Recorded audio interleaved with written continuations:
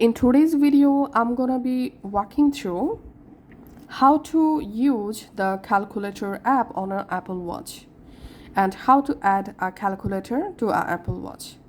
The calculator app is built into Apple Watch including accessories, but in case if you don't see it on your Apple Watch, let's see how to get the calculator app. So press the crown to go to your app library, and by default if you scroll down, here you will find the calculator app. Now you can just go ahead and open the calculator app to use as normally. But in your Apple Watch, if you don't see the calculator app, then open the App Store. In App Store, click on the search app icon and type Apple Calculator and search for it.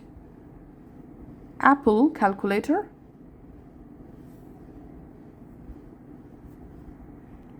And then here if you scroll down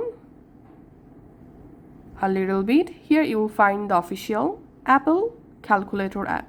Just go ahead and install the calculator app from here, and then you will be able to easily use the Apple Calculator on your watch.